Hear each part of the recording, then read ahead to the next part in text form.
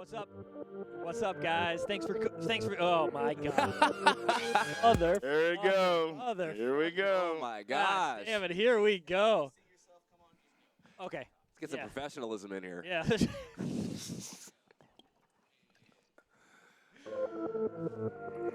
What's up, guys? Thanks for joining us again. It's not a sports show, right? Right. That's it. That's it. So what? We got the world's strongest man, Mark Henry, Texas greatest battle rapper, franchise. My name's Dino. I don't really have any claim to fame, other than I know these guys. So let's get started. Mark, who we gonna talk to today? We got some great guests. We do. We got the CEO and founder of the Concussion Legacy Foundation, Christopher Nowinski.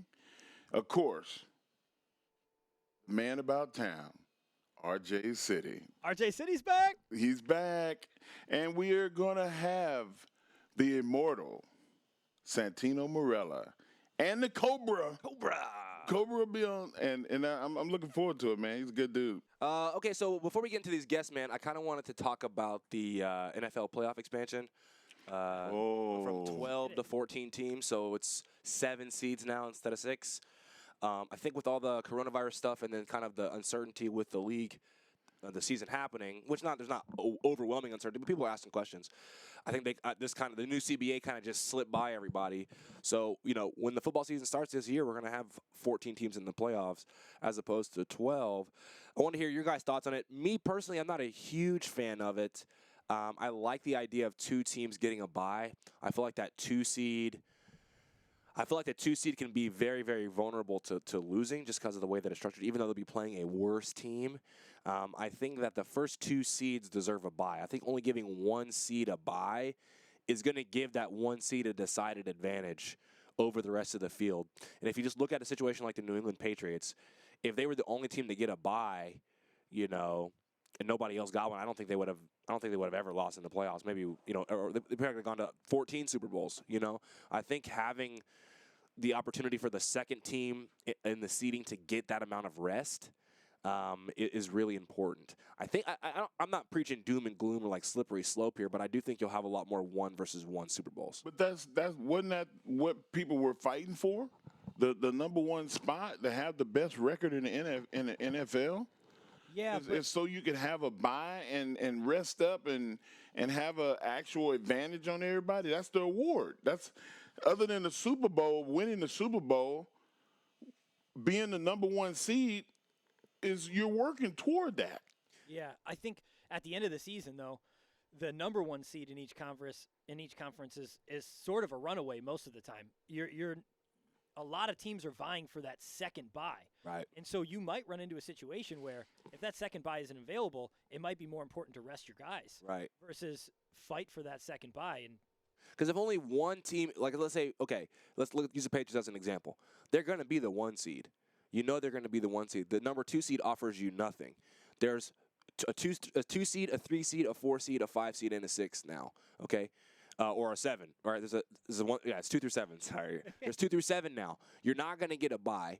So if you lose a game, unless you're trying to completely avoid playing a certain team, you could say, well, we're going to make the playoffs anyway.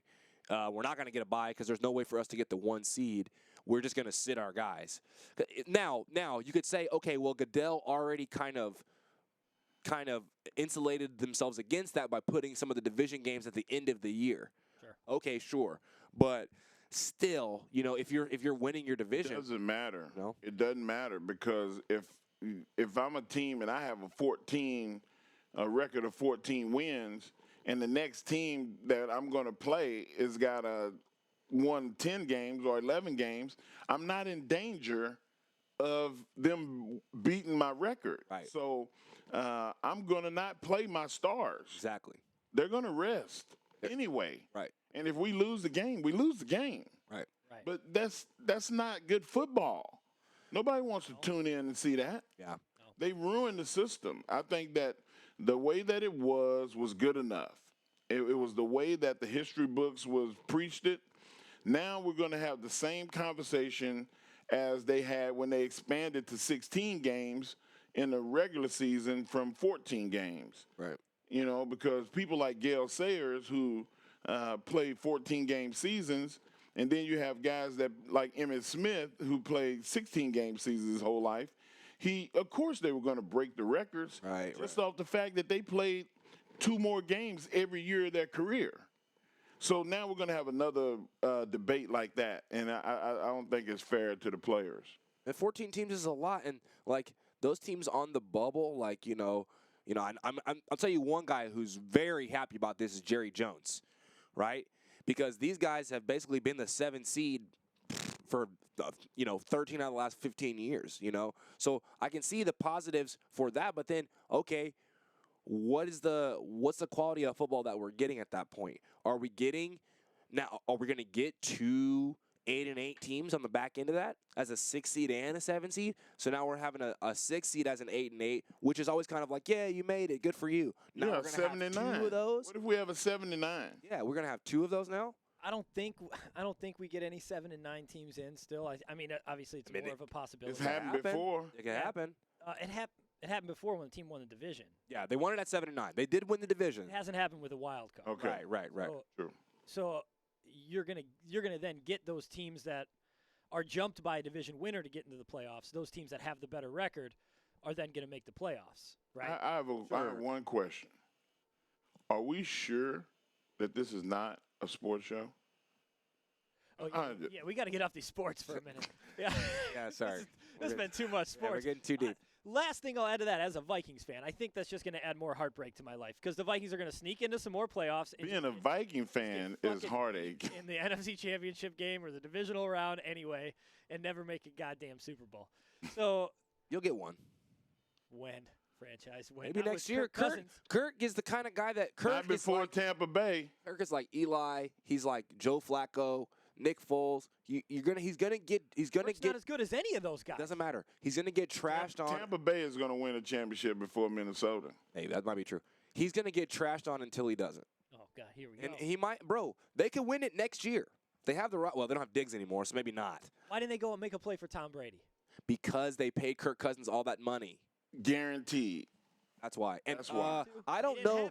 And here's the thing. What system are they running? Stefanski's not there anymore. Are they going to run the Shanahan system? You can't put Tom Brady in that. Change the system for your players. The vanilla Shanahan system. You can't. Tom Brady could play in our system for Kyle, but he can't play in like some off-brand version of the Shanahan system. That's not going to work. You know what that is? That is taking gumbo and saying, we're not going to make gumbo no more. We're going to make seafood soup.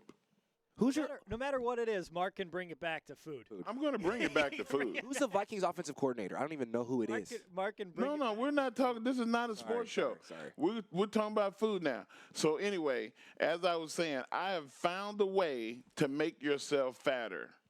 Let's hear it. During this break. Go for it. And I, last night, broke out the old faithful Bluebell ice cream, and I put in it orange vanilla Coke.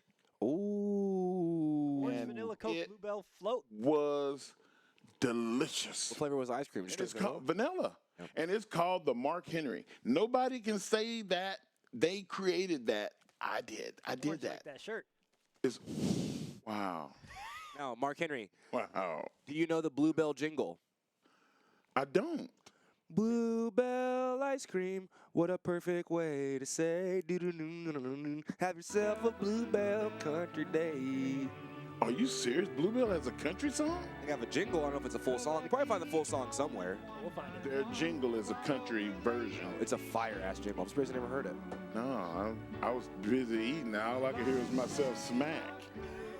This ice cream is good. It's just delicious. Okay, let's get on with it. Now let's bring in our first guest. Okay, bet.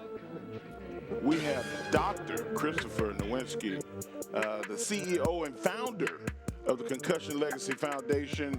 We're gonna ask Chris some of the hard questions, hard copy questions. We're gonna get answers. No, but Chris is my brother from another mother. Has stayed in my house with the family. God rest him. God bless him. He's still alive. Yeah, he's not. And he's not dead. And just an all-around good guy and a Harvard guy to boot. So really smart and fun He's not one of those uptight, stuffy type doctors. He's a fun doctor. Chris, what's going on, man? Mark, good to talk to you, buddy. Been a while. It's been too long, man. It's been too long. I had a good time at the Concussion Legacy Foundation fundraiser in Boston not long ago. It was good seeing you, but we can't have it just be once or twice a year. Yeah, man, it was good having you too. So how's that brain doing? You know what? It's doing good now that I'm not slamming around every day. I think that I should have retired a long time ago. Yeah, it is quite a difference when you go from getting hit in the head all the time to not getting hit in the head, for years at a time. I remember that just changed. I felt how my brain worked every day. I think I got smarter when I retired. I used to get headaches, just random. I'll be in the gym or I'll be at a restaurant or, just at dinner or anything. And I would just get like, damn, how's my head hurting? And I guess it was just like, a constant state of concussion, just, banging around all the time. Yep. Love your new show, though. Good to be here, buddy. Well, I want to introduce you to a couple of my guys. We got the franchise, the greatest battle rapper in Texas history on the line. What's going on, Chris? An avid fan and very knowledgeable and smart guy. And then we got Dino, who's not so smart. I'm pretty. I'm good looking. So, but he's good looking, so that's his claim to fame. Good to meet you guys. Hey, thanks, man. Hey, thanks for being with us. So we had a couple questions for you, just kind of based on some of the work that you've done in the past, and based on some of the things that we just kind of know about concussion. So I think Dino, we were talking about the impact test that the WWE's instituted, and we wanted to kind of know more about that, talk a little bit about that. I know Mark's familiar with that as well. So we kind of have two guys that have firsthand familiarity with that program. We want to kind of know a little bit about it. Do you feel like it's enough? Obviously, it's a step in the right direction, but we kind of just wanted some more information about the impact test. Sure, yeah. Well, it's one component of a concussion sort of policy and protocol. Mm-hmm.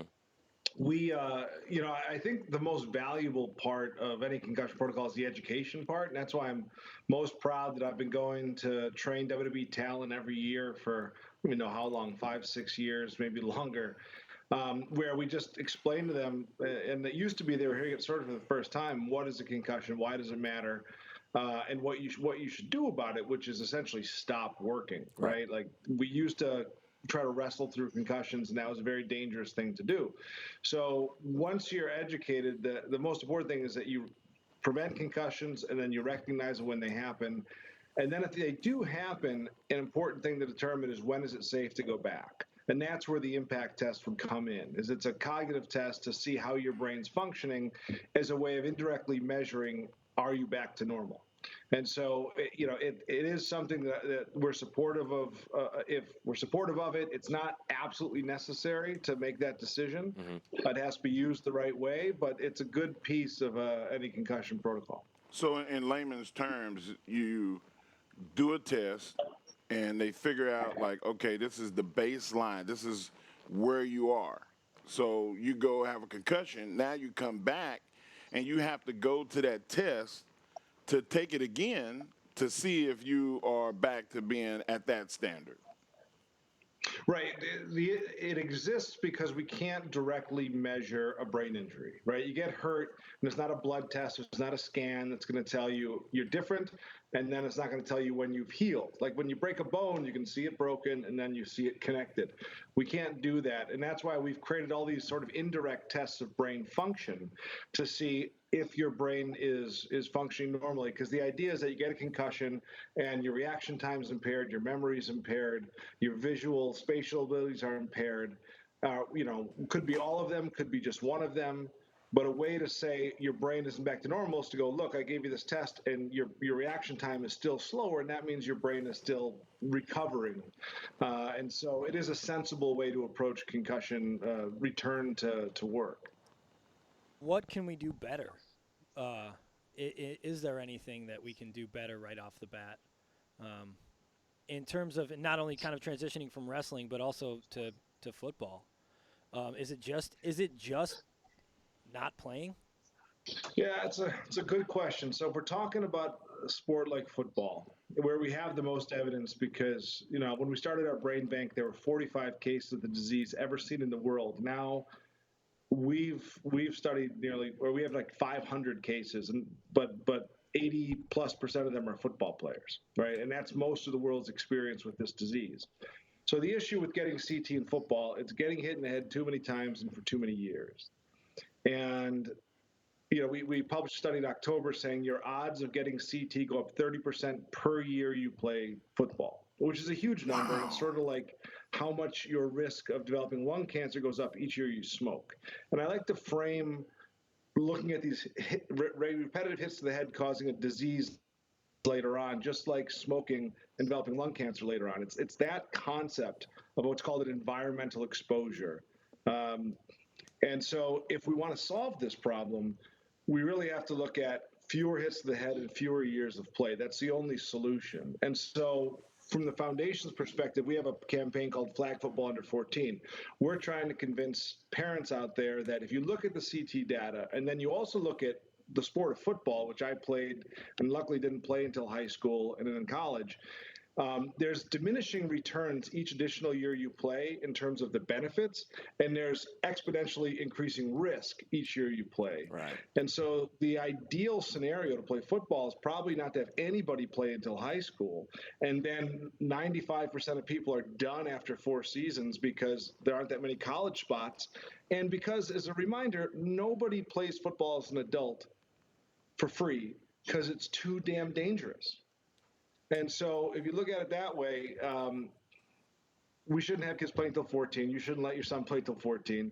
And in a bigger picture, you shouldn't let anybody hit your kid in the head on purpose.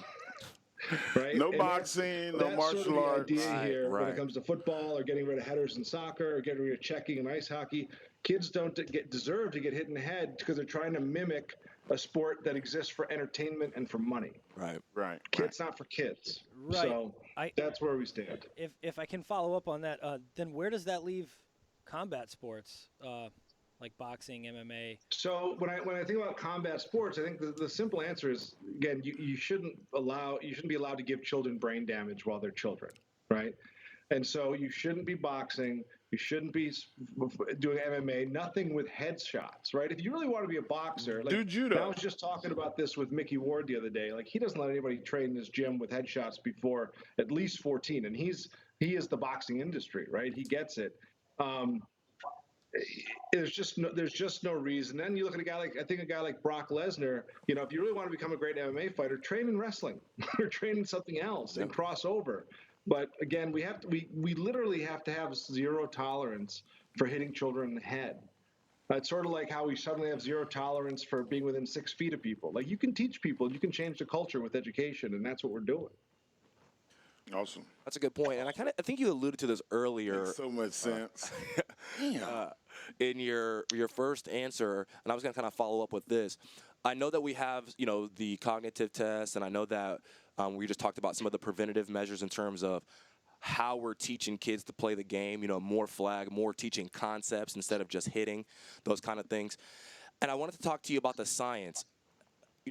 As it stands, if correct me if I'm wrong here, we can only really examine some of the tau proteins and some of the stuff in the brain post-mortem. How has the science evolved? Because I would feel like ultimately the goal is to get to a place where we can detect it, while the person's still playing at a certain age.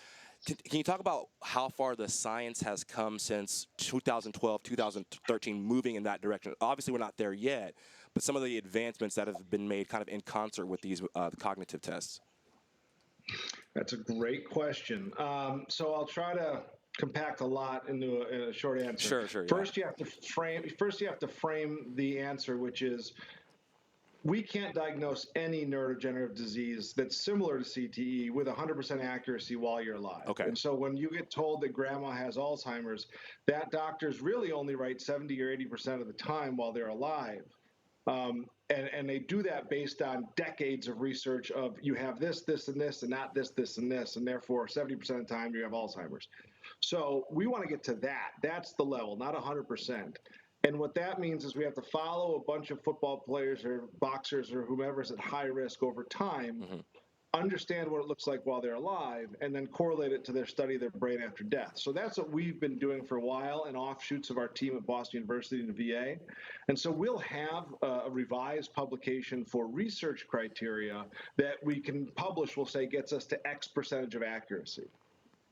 And it'll just take longer and it'll just take more time to increase that level of accuracy. Right, okay. But basically what we're trying to do is differentiate what CT looks like in a living person from Alzheimer's and Parkinson's and other similar diseases.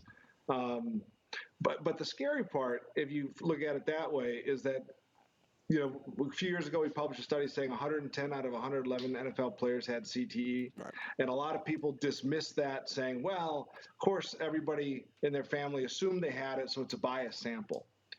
That 110 and 111 is very different to understand when you actually know neuroscience and realize that if you took 100 people in a nursing home, all with dementia, you realize that doctors would only be right 80% of the time in predicting they had CT. Family members with no medical training and no criteria have been right 99% of the times with NFL players, over 80% of the time with college football players and all the brains they're donating to us.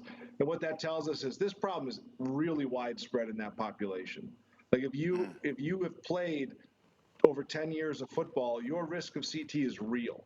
Right. We don't know what it is, but we know families are remarkably good at picking it up when you do have it. Why do you think that is? Why do you think that statistically anyway, in your case, the families have been more accurate? Is it just that it's such a departure from I watched the Frontline when they talk about Mike Webster, and it seemed like it was such a departure from who he was as a person. Right. It was like, this is the only thing that we can think it is. Is that what's informing this kind of high statistical accuracy from the families, you think? Yeah, I mean, you're sort of getting philosophical here, but sort of think about what causes people to dramatically change as adults, right? Right. And it's often it's emotional trauma, it's dramatic life circumstance changes, or it's changes to their brain. And if you haven't had the other two, and suddenly you're different, you're a different person, the number one sort of diagnosis thing is they were a different person. Their personality changed. Right.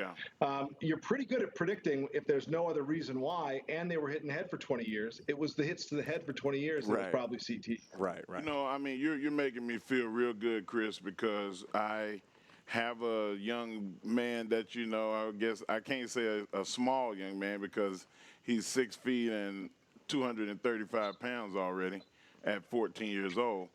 But Jacob asked me just the other night, like 2 nights ago, he watches a show called Friday Night Tykes, who I think that all of those people should be put in jail, one of which went to jail because he beat another coach in the head with a baseball bat for taping his practice. Oh. And this is like 10, 11, 12-year-olds. So obviously everybody, some of those guys I think have CTE, but he said, Dad, why wouldn't you let me play Pop Warner or Pee Wee League football? And I was like, because I didn't want you to be punch drunk by the time you was in junior high. And a lot of those guys, just because they play football at a young age, it doesn't mean that it's going to translate to them being great in high school or college. Because I've seen enough in my life that is self-evident. It's not a prerequisite that you're going to make it to the big time because you played at a young age. Some of it is going to be with genetic tools. You just don't have the genetic tools to do it. And then there's going to be, like size parameters. You're not going to grow enough to be in that spot. And then the third thing is injury. Like, some of these kids have physical injuries, not to mention brain injury, that it just won't allow them to keep playing. And I didn't want him to be subjected to any of it. So I can't wait for him to see this episode because it confirms exactly what I was saying. I did not want my kid to play football until the 7th grade. And then I didn't want him to play then.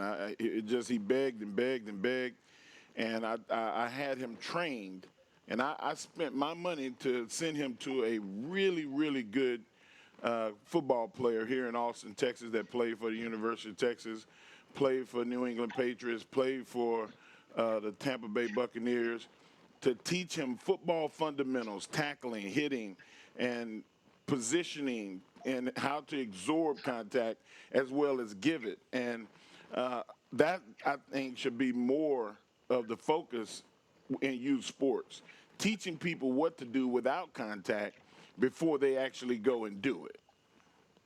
Right. And frankly, as I'm watching you sort of say this, it almost makes me think like we should actually approach trying to predict like who will be good in college and pro and football like we would with professional wrestling. Like, imagine if we were trying to recruit 10-year-olds to figure out who's going to be the next you or the next Rock, right? Like, you don't know yet because you don't know how big or how fast or how strong or their personality or all these other things, if they can do the job. And football's sort of the same way. There's plenty of guys in the NFL who picked it up in college, and there's no amount of training you can do to make you big, strong, and fast. And that's really 90% of what playing football is all about. Right. Is there a lot being done in terms of exercising, working out the brain?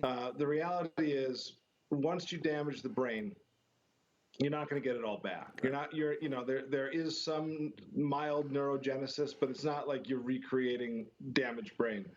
So, we want to emphasize the hell out of prevention, because once it's damaged, you can't fix it. But that being said, if you're like me, who's been hitting the head a ton, you can do things to help brain health and to do better and to function better. And so the best advice I would say is go to concussionfoundation.org and sign up for our CTE resources newsletter, where we do talk about brain health a lot, and we try to emphasize exercise and diet and sleep and all these things that will make you function better and feel better.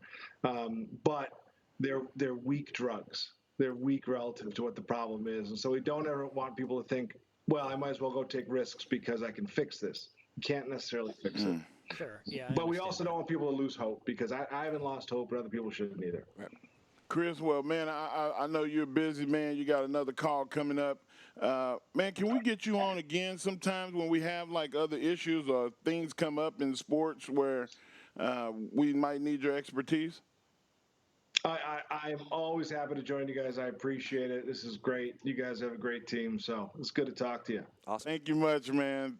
Thank you so much, All Chris. right. Man, that was Chris Thanks, guys. Nowinski, Take care. one of the best, if not the best, doctor associated with brain health in the world. And I'm very happy to have that man as a friend.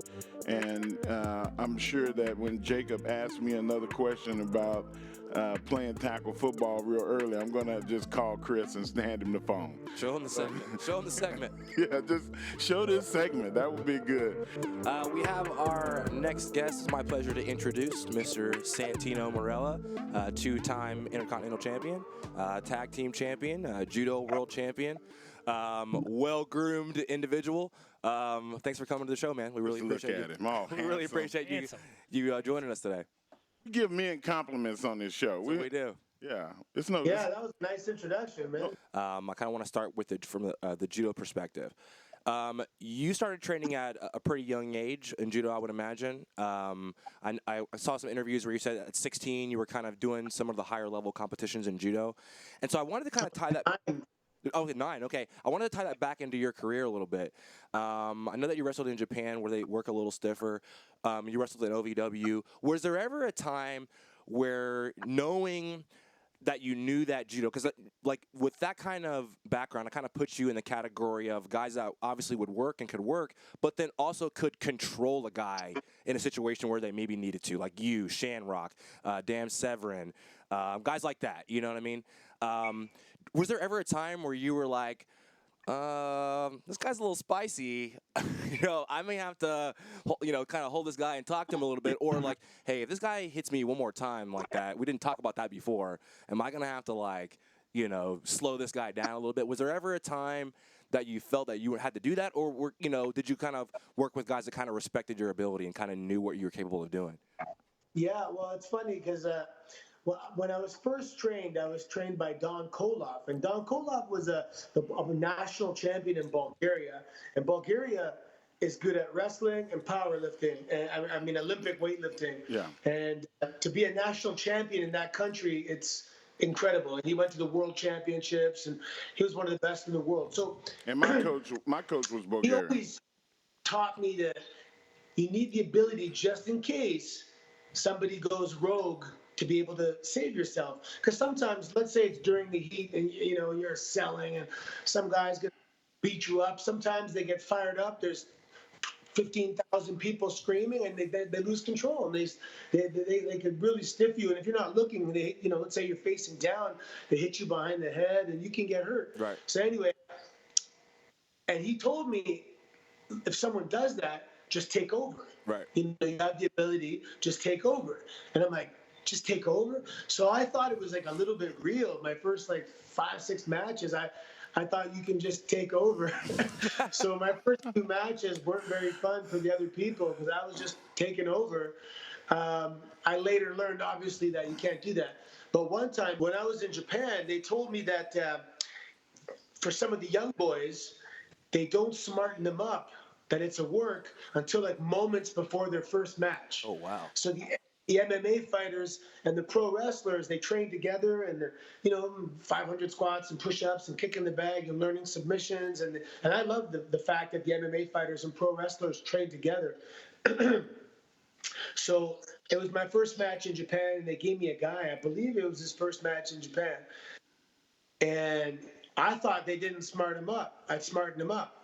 Because he was coming after me he was throwing on triangle chokes and arm locks, and he was kicking the crap out of me. And I'm looking around to my buddy does this guy know this is a work? Because he's trying to finish me here. And luckily I was able to fend him off and get the win. But that was a hairy situation for sure.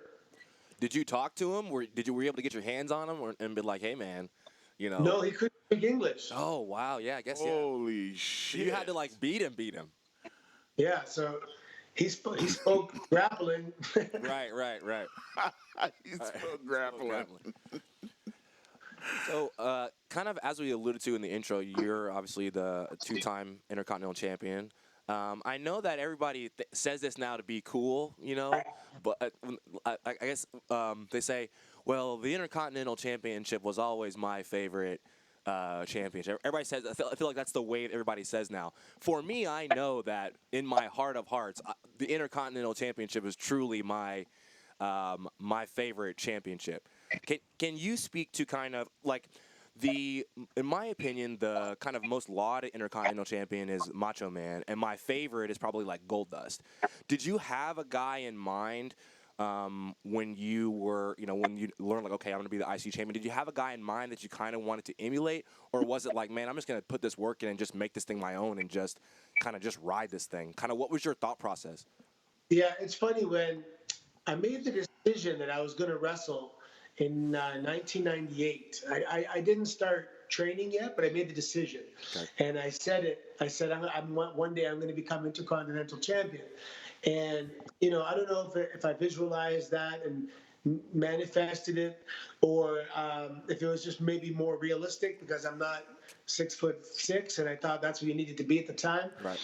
But my first match in 1999 was the same day that Owen Hart passed away. It was the same day. And I was we were with the Anvil, actually. And it was, immediately to me, it was some form of symbolic, not passing of the torch, but I knew his career ended and mine just started. And we both, Owen Hart was coached by Don Koloff, my first coach, when he was a high school wrestler in Calgary, in Alberta. And that was my coach. So there was just this odd connection. He was about my height, 5'10". It was some kind of a sign, And then I don't know. I mean, okay, so that's the kind of stuff that's under my control. And then the opportunity comes down the road to be Santino, and that's Vince's decision. Right. And I became Intercontinental Champion on my debut. So It's funny how it goes. I can't say because I visualized it, it became a reality, but I did picture it and it did happen. So who knows? Right? Listen, I chalk visualization up to a lot of my success because I was trained in Colorado Springs at the Olympic Training Center about visualization and focus, and we did blind lifting when not me actually blindfolded, but they would put these big garbage cans on the weights so you couldn't see how much was on the bar. You just had to lift as hard as you could lift with the most fundamental technique every time. It trained you like you will a lot of your success in regardless. And if you believed it, then it worked. Wow. That's interesting. I visualized a lot when I was a kid. I do the value in baseball, standing at the plate and just visualizing connecting with the ball. It didn't help because I have keratoconus and I can't. At least you have a I can't reason, man. I'm just a trash baseball player. I'm just terrible. I was bad too. I'm terrible. Any sport I with could hit, yeah, but I couldn't do really nothing else. any sport with a tool, can't do it. Hockey, baseball, nothing. Can't do it. Baseball's frightening. Yeah, I can't do That it. little rock flying at you so fast. It's scary. Yeah, and I got hit in the neck one time, so I was gun shy. In the field, like a comebacker hit you in the neck? No, a pitcher. He hit me in the neck, man. I'm like this, and it was like a fly or something. I did like that, and pow, I got hit. I was like, It's all your size. You don't want to mess I was with like, your power. oh my God, no more baseball for me. You don't want to mess with your power, man. Oh, no more baseball. That's what's up. That's what's up. But you know, I have to say this. Santino is one of my favorite people in the world. He's a smart guy, very exposed and well traveled, and just a lot of fun. Is a guy that has a great sense of humor, and even had a little, it's got a little hip hop in him. Guys, I figured that if I put Franchise and Santino in the same building or in the same space, that there would be some kind of battle rap between the two somehow. Maybe I made all this up in my head, but No. are you still rapping, I Santino? rap in my time. Franchise is over there getting serious. Look at his No, I'm face. not. I'm sizing him up. No. He's sizing you up, Santino. So, Santino, you may or may not know Hey, I'm the greatest battle rapper in the history of the state of Texas. I had some already. You did? Where I was saying, look me in the eye, straight in my iris. Tell me the truth about the coronavirus. Okay. You want that immortal technique? Okay. He got that style. Yeah, got that Cypress Hill, got that Be Real style. Okay. Oh man, I love it, man. What's up, man? That's I what's got up. nothing but leisure. I got nothing but time. What am I going to do during this foreign time? Oh, nice. Yeah. Bars. I have more, but they're upstairs on a piece of paper. He's like, I got more. He's like, I've been writing this whole time. I'm ready. I'm ready. I'm ready for somebody gonna give me my opportunity. I'm gonna be prepared. You know what I'm saying? I'm the worst rapper of all time. I had my black card taken away one time because of how bad I am. Man, you guys want me to spit some bars? What do you want me to do? Man, Oh, man. Okay. Freestyle off I the got turn my another one. mic up. Turn my headphones up. Freestyle off the dome, so you know it's always mental. I'm a champion, but I'm not the intercontinental. I love it. You know what I'm saying? You know what I'm saying? Guys, that rapping is an art, just like Santino being a professional wrestler and being a judo player. What is the thing about entertaining that made you want to do this? Like, what was it? The fact that the crowd? Was it the accomplishment? Like, what drove both of y'all? I want both of y'all to answer this question. What drove you to want to be an entertainer that made you want to be an athlete? Well, it's funny. My family, they tell me about stories when I was a kid, and I'd be at Christmas dinner, and I would stand, or any family dinner where we were all there, and I would stand on my chair, and I would have my aunt introduce me, and she'd have to stop. Everybody would have to stop, and she'd be like, "Ladies and gentlemen, introducing Anthony Corelli," and and I'd be like waving to my family and stuff. So there was something about being on display, and I remember I used to say to myself, "I know I'm an artist, but like I don't play the instruments. I didn't take dance. I can't sculpt. I'm not a drawer or whatever. But there was some canvas that I needed to project upon. And you needed to And paint it ended something. up being an actual canvas, professional wrestling canvas. Right. But Wow. I remember the realization thinking, this is my artistic medium. Mm. Yeah. What about you, Franchise? I think for me, kind of the same thing. I would always watch wrestling and then pretend I was a wrestler, and I would do like the big intro. So I would set up all my brother, my sisters. I would set them all up to be the audience, and I would come down the aisle, and I would have them like boo me because I love the heels. So I would always have them boo me, the crowd boo me. I always love the bad guys. And I think as I got older, I realized I couldn't wrestle physically, but I still wanted to be in front of people. And it was kind of the separate thing. I could play instruments, I could sing, I could do those kind of more musical things. So my calling was not so much the physical. It was the music, and it's kind of the same thing. I remember I did one of my first ever shows in Austin. It was a really, really a lot of people came, and I wasn't expecting it, and I had the same epiphany, like, oh, this is what I'm supposed to be doing. Like, okay, this is where I fit in. I know I'm supposed to be doing something creative, but this is where I fit in. So that was kind of my journey, kind of similar. That's how the first time I met you, Franchise, right? Yeah, you met me at a rap battle, and this was like 2003 when I was basically homeless, couch surfing, trying to figure out, okay, I want to be a rapper, but how do you do that? I know I couldn't do it in Pflugerville, Texas, so I kind of started just doing battles and just kind of trying to figure it all out. Like I wasn't gonna just sit and hope. And I was one of the judges. Yep. And the young Franchise, bright-eyed, bushy-tailed, Right. 18, 19 years old, Yep. comes to the stage and rips everybody to shreds. Bodies My laying daughter everywhere. beat me in a rap battle one time.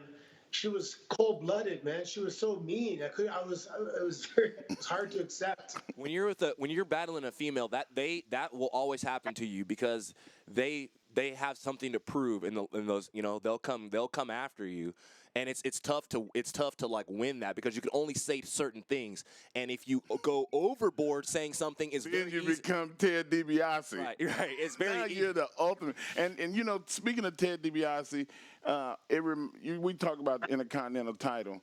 There were 3 people that held it that used to just take the attention: Ted DiBiase, Randy Savage, and Dolph Ziggler. Off. As Intercontinental champions, they were heels and just wanted to, just humiliate you. And I loved it, though. Like, they were all guys. Santino was on the other side of that equation. Everybody loved Santino. Like, I remember watching wins that you got where it was like an accident that you won. And it made it even all the better. It's just like your experience being Intercontinental champion. Did you ever feel like, thank God I made it? Like this, it's confirmation that all the work that I did, it finally paid off. Yeah, well, the first time I won, it was a storyline that was gifted upon me. I really fell into that. But the second time I won it, that was like, it was so much more rewarding because that second one I earned it, and it was good. And then tag team championships, we earned it. Right. U.S. championship was nice because in anybody's career there's peaks and valleys, and sometimes the valleys they get longer and longer as you get older. Yeah. So the U.S. championship was a nice peak after a little bit of a comedic valley, and I mean valley just by winning championships. Even when I wasn't winning championships, I was still doing, pre-tapes every week, backstage stuff, and making people laugh. And in fact, when we had those guest general managers, I wrestled every weekend on the live events, but I wasn't wrestling on Raw. But I was doing so much funny stuff with the guest general managers that when I came back to wrestling, I was more over, so to speak, because of all the comedy I was bringing in backstage segments. You talk about being a general manager. Like doing the spots with the guests. it brings me to one of the things that's the most entertaining things that I feel like in pro wrestling history is the Cobra. And there was an incident where you and Mick Foley crossed paths. And tell us how that happened. Well, it was the Royal Rumble, yeah. And, Mick is a big kid at heart, too. And so they go through the Rumble, and they said, okay, you guys will have a moment. And he was totally open for me to suggest everything. I'm like, can we, walk backwards and bump into each other and then turn around and then realize it's like an old-fashioned Western cowboy shootout type thing. So we were circling with our hands like we were going to grab pistols, and all of a sudden we went for the Cobras, and we didn't practice the timing of how long it each takes us to put on our respective socks or whatever. But we went for it, and it came out at the exact same time. And then we circled again. And then, honest to God, I wish someone could have edited it and made like sparks flying when the Cobras and the Socko, We're going to do that. Yeah, we'll do it. We'll do some After Effects. And we'll send it to you. Battling wizards type thing, you know? Can I ask you about that, just kind of from just like your career perspective? Because obviously Socko is iconic and it's very unique in what it is. But now it's like almost because it's so unique, the Cobra is now basically attached to Socko, and then you are attached to Mick Foley. And that's got to be mind blowing, man, because he's such a legend, and everybody loves him. Yeah, it's funny. If you watch back that segment in the Royal Rumble, look at his face. He's having the best time during the whole thing. Sure. And just when I was what's it called? Offering the suggestion, he was smiling the whole time. Like he just knew he was going to have so much fun. And the fact that he was so into it, we had a great time. But of course, Cody Rhodes had to break it up too early. Right. We were supposed to go back and forth a little longer. And, all the way back to one side and all the way back to the other side. And but he broke it up a little too early, so son of my gun. Santino, man, we can have you on here all day long, man. Like anytime that you get the itch and you want to come down to Texas, like we can do this live, which would be awesome. But we would love to have you again, man. I mean, I know you're busy, man. We don't want to keep you all day, but promise us, man, you'll come back. I want to go hog hunting. Done deal. Man. Done deal. It's set up already. We're waiting on you. But I'm telling you right now, I shoot them in the legs. Why? Because I want to talk shit to them before. I told you not to come around here no more, didn't I? Oh, my God. Guys, that's Santino Marella. Where their home base is. He's going to come down and kick them while they're down. We'll get back to you on This Ain't About Sports. Thanks, Santino.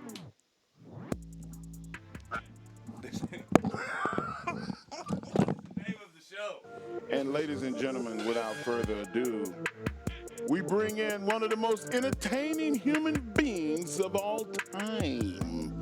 A man that has a future in Hollywood. He's got the Hollywood looks. He's got the Hollywood talent. And he is hobnobbing and elbowing with big-time superstars all over the world. Ladies and gentlemen, Mr. RJ City. Oh, thank you. I've certainly hobbed some knobs in my day. Whoa, kayfabe. This dude. What's up, RJ? Thank you for having me. It's so sweet. I will say, Hollywood, I think this might be Hollywood now. I think we're all just going to shoot movies on webcams. This is it. I think This is the new entertainment. What do you mean? What do you mean, gonna? Yeah. What Yeah, do you I mean, know. Ghana? I hope this episode gets nominated for an Emmy. This is it. This is the big one. We're working on it. We're working on it. Since we last talked to you, I think I've gone through about half of your YouTube content. It's pretty phenomenal. So once you start, yeah, you can't stop. Can't stop. My wife and I are just going through it, and we're just next, just hitting them. It was fantastic. RJ City is like a human Lay's potato chip. You can't just have one. Oh, okay. Yeah. And sometimes I'm also ruffled, which I think is good. It's always a good thing. I want to talk about the trailer commentary, specifically the Hocus Pocus trailer. Okay. The trailer review in Hocus Pocus, because I'm going to play a little bit of this for the fans at home, or the fan at home, however many we have. Hi, Mom. Hey, guys. Tell me a little bit about that, about how that got started, and what you're going to do next. Which movie we can see next. Well, I actually am. I'm friendly with Xavier Woods from The New Day. I've known him for a very long time, and I enjoy doing like the opposite of things that are very popular. So I saw him do a trailer reaction to the Joker trailer when it first came out, and I thought, gee, what movie should you not do a reaction to? Like, what movie is just will no one click on? And that movie was The First Wives Club. One of my favorite Starring movies. Bette Midler and Goldie Hawn and Diane Keaton. So lo and behold, it backfired, and people actually watched it. So I started doing them with like kind of those '90s movies that you may have seen on the shelf at Blockbuster Mystic and never Pizza. really watched them. I thought it was nice to dive into those. And, you know, I do have a real serious theory that Hocus Pocus is a horrible movie. And we're forced to appreciate it through these reruns every Halloween. And no one even liked it when it first came out. This is what's baffling me. We've been lied to by mainstream Hollywood. And we keep accepting it. I would like to point out at this time that I enjoyed both Hocus Pocus and The First Wives Club as a child. As a child. As a child. You're an adult now. You're a grown-ass man. You're an adult now. That's how I feel about Rudy. I liked Rudy as a child. It made me a Notre Dame fan. I went back and watched it recently. The most boring movie I've ever seen in my entire life. I hate that movie. It's so boring. And he's Can we just such get to the football, please? And Rudy's such a fucking... Yeah, dude. He's just crying about everything all the time. I don't even, like... He's not a football player. John What's that, Rudy? Jon Favreau's character was good, aged as well when you go back and watch it. But outside of that, yeah, I agree. I was just like, bro, let's watch Lord of the Rings, get this tape. Let me cleanse my palate. What was the worst? You know, the worst part about the worst acting in Rudy was Charles Dutton, the character when Rudy hits the field and he makes the tackle, and you see him in the hallway and he's going. Like it's hard for him to fucking clap. Like, clap already. Trying to get them tears for the camera. Can't work them out. I would certainly look forward to a web series called Mark Henry reenacts famous clapping from movies. Clap on, clap off. 2 episodes. Clapper. 2 episodes. RJ, give us another example of a film maybe from the 90s or early aughts that you liked when you saw it but didn't hold up. Who says odds? Can we stop saying odds? Sorry, go ahead, RJ. What do you prefer? The 2000s. Repeat The 2000s. Okay. Like a movie from the 90s or like the early aughts that people shouldn't, like kind of in the Hocus Pocus vein, that maybe would be good to do a review on the trailer that maybe people, don't remember, or that's kind of like a corny movie. I have my ideas for.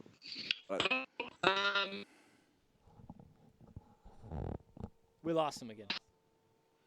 He'll come back. You can't kill RJ hello? City. Am I here? I can hear you. Yeah, with your face. Okay. There he is. Oh, there you are. He's moving. He's moving again. That is an interesting question. I think the worst movie that I haven't done yet is King Ralph. And it's starring John Goodman. And he, by hook or by crook, like an all wacky sitcom premise, he becomes basically the King of England. And he's, for all intents and purposes, a slob. And that's the entire movie. But I think it was one of those that was like an immediate bomb. Like they couldn't even save it in a so bad it's good kind of way. I'm also reminded, now that I'm thinking of it, a movie called The Stupids, starring Tom Arnold. Yeah. That was particularly bad. A bunch of Tom Arnold movies. He also did one where he taught kids how to play golf. The Stupids was actually a series of children's books in the early 90s. It was actually very successful line of children's books. So the guy, I imagine the author, still cashed the checks, but the movie wasn't as good. What about there's a movie with DJ Qual, the new guy? Have you seen that? That's early Oh, 2000s. wow. Yeah. Yes. Austin, Texas. That's horrible. Yeah. Terrible movie. Fine, bad choice. Yeah. Yeah. The other one that's on my list that I need to get to is Theodore Rex, which is an animatronic T-Rex and Whoopi Goldberg. Yeah. Yeah. Okay. Damn, nothing says prehistoric animal like Whoopi Goldberg. This is peak. This is the best that Whoopi Goldberg has ever looked. If you see it, you'll just go, "Oh dear Lord, why am I not more attracted to Whoopi Goldberg?" It'll really mess with your level of attraction to Whoopi. Is that the one where she's on the cover where she's wearing like that black? It's like futuristic, and she's wearing like that black Zero suit. Yes. Okay. Yeah. Yeah. Yeah, they're a detective team from the future, Right. So it makes perfect sense. Right. Right. Wow. Okay, and these are films that, like, I think most people can agree they're not great, right? Unless Fran probably likes them. But give me one that's overrated, one that, like, for some reason is just accepted, other than Hocus Pocus. Another example like that is accepted as being a good movie that's just not. Oh wow, I would say all of the Home Alones Ooh, hot take. are pretty overrated. Ooh. Wow. See, I see some futuristic booking right here. I see some futuristic booking. Yeah. You know, Court, what's it? Is his name Corey? No, McCulkin. Coley. Cully His name McCulkin. is Baron Corbin. That's his name. He's had a couple of matches. He this might be a match that we can book Macaulay Culkin. Huh? Yeah. versus RJ City. I love it. I pay money. Somebody tried to book Macaulay Culkin against David Arquette. Oh. Yeah. And I think their offense would just be them reading their IMDb credits to each other. I think that would be much the psychology in that one.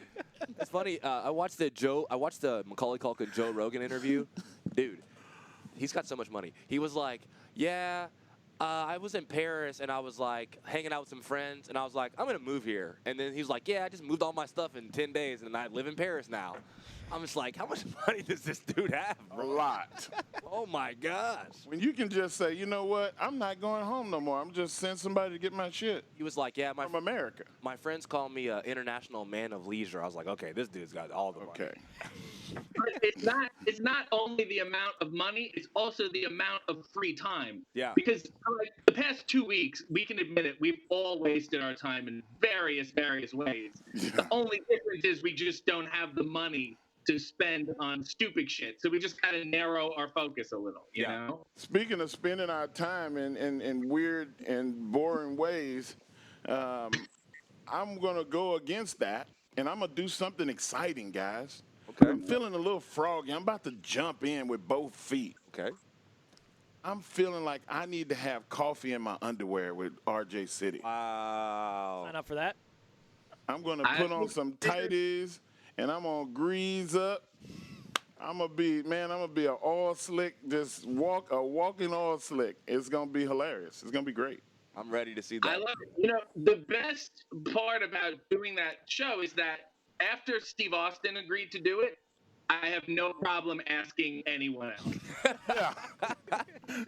Hey, Bill Clinton. What's up, dude? Stone Cold did it. Come on, man. Stone Cold did it. He's Stone Cold, really? Oh, man. Okay. Well, we need to see So David Arquette and I did Steve's podcast at his studio, and it was a nice time. We brought him a cherry pie, which was a nice, welcoming gift. It's I don't a want to be rude. gesture. We were a guest in the guy's house. And then we were talking for like about an hour after it. I was like, well, this is nice. He's a bit of an old Hollywood buff himself, I must say. Yeah. And then I said, listen, before we go, I do this thing. And he had known about it because he had seen it. I was like, I will not take up any of your time.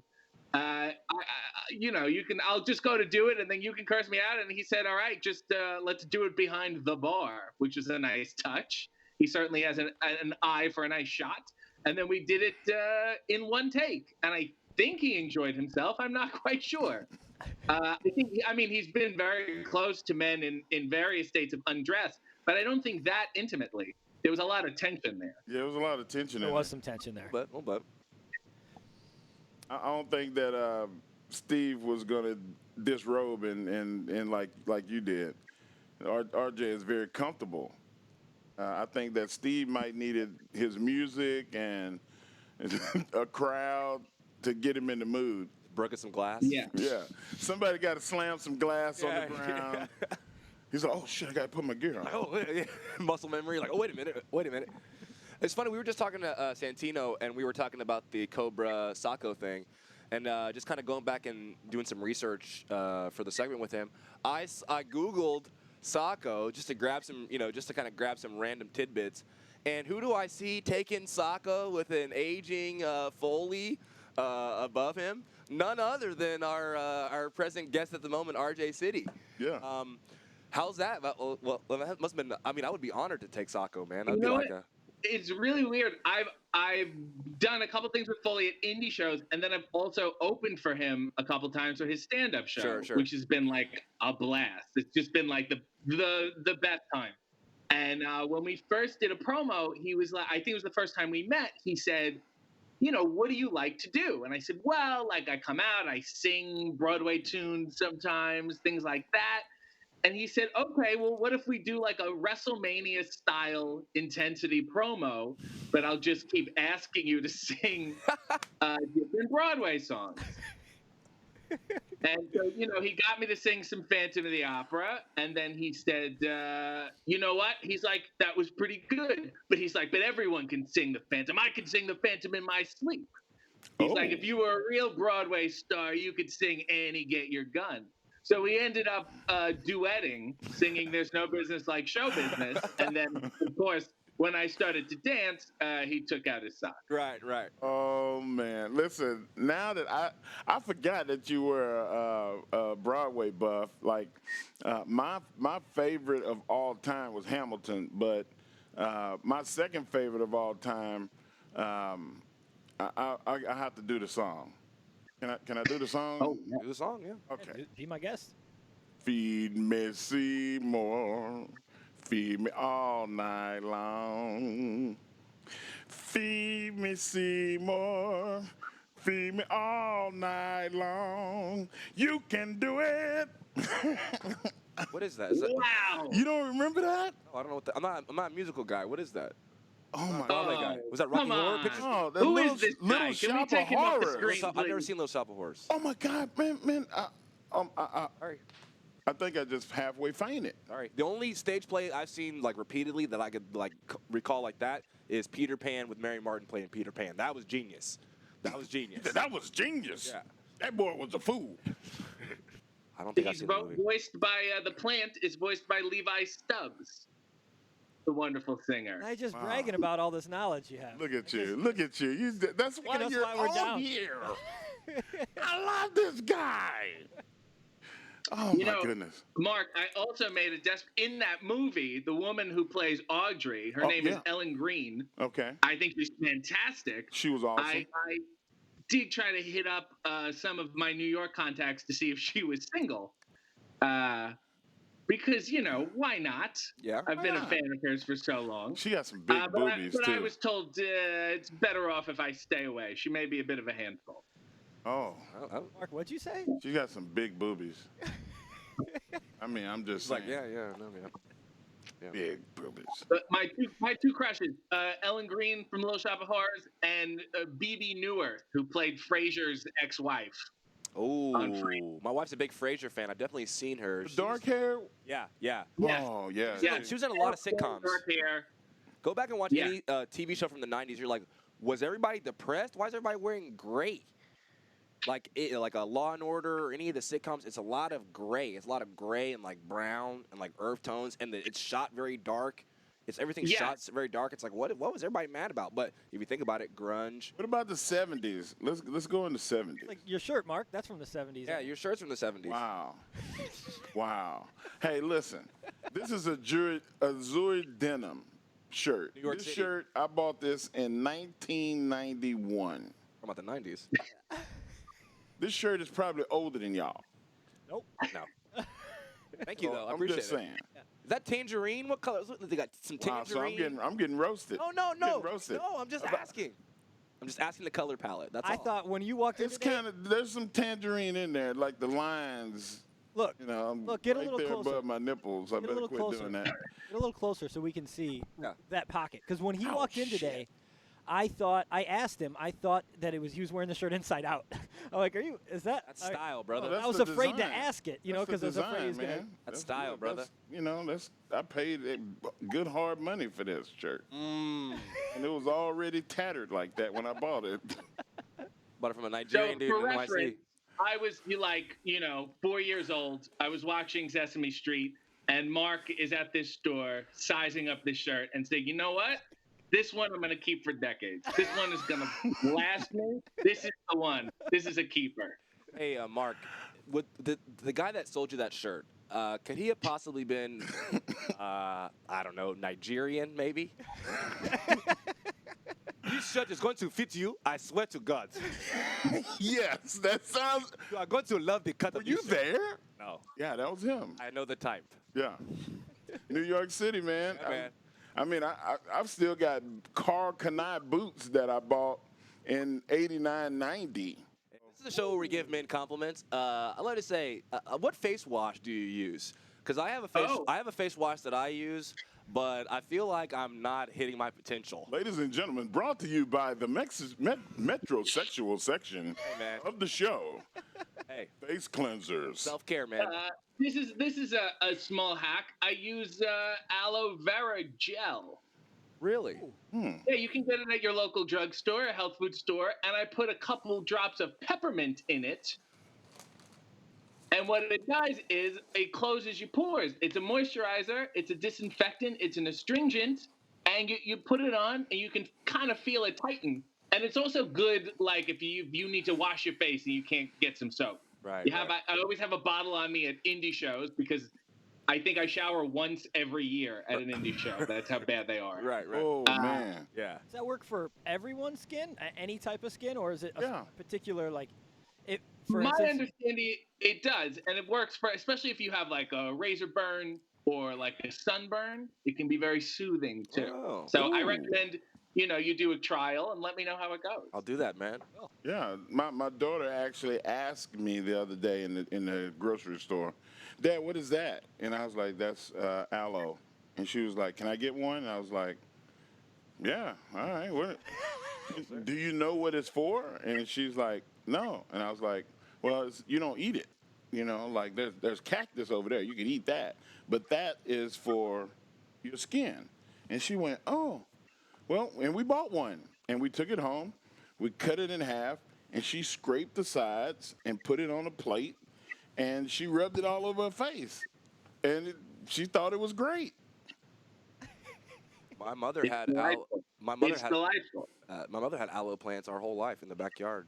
All our whole like big ones, little ones, our whole life.